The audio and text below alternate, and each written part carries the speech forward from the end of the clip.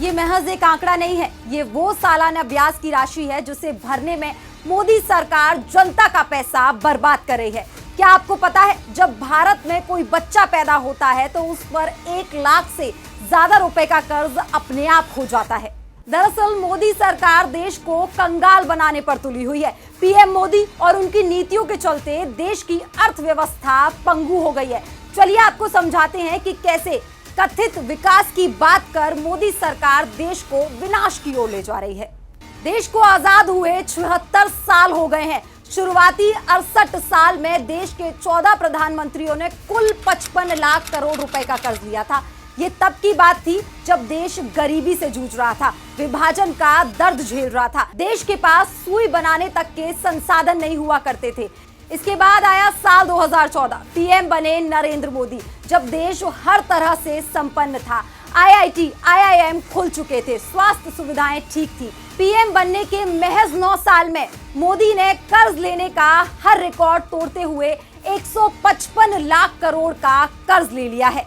इसका मतलब है कि इस सरकार ने हर सेकंड 4 लाख रुपए, हर मिनट 2.5 करोड़, हर घंटे 144 करोड़, हर दिन 3,456 करोड़, हर महीने 1 लाख करोड़, हर साल करीब 12.5 लाख करोड़ रुपए का कर्ज लिया है। अब आप सोच रहे होंगे कि जब इतना कर्ज लिया है तो फिर उसका इस्तेमाल आखिरकार कहां हो रहा है। हम आपको बताते हैं। इस कर्ज का इस्तेमाल सरकार अपने दोस्तों की जेब भरने के लिए कर रही है। तभी तो साल 2020 में अरबपतियों की जो संख्या 102 थी वो बढ़कर 166 पहुंच गई है। पिछले 9 साल में अडानी की संपत्ति $8 बिलियन से बढ़कर $140 बिलियन हो गई है। इतने में तो आप समझ ही गए होंगे कि हर देशवासी को कर्जदार बनाकर सरकार अपने मित्रों को मालामाल करने में जुटी हुई है। एक और चौंकाने वाला आंकड़ा और जान लीजिए। जब मोदी सरकार ये कर्ज ले रही थी तो 23 करोड़ लोग गरीबी की सीमा रेखा से नीचे चले गए। 83% लोगों की आय कम हो गई।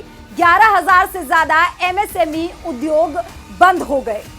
अब इन सबके बीच में सवाल ये है कि आखिर इस कर्ज से किसका भला किया जा रहा है? आखिर ऐसा कौन सा विकास है जो दिखाई ही नहीं दे रहा है?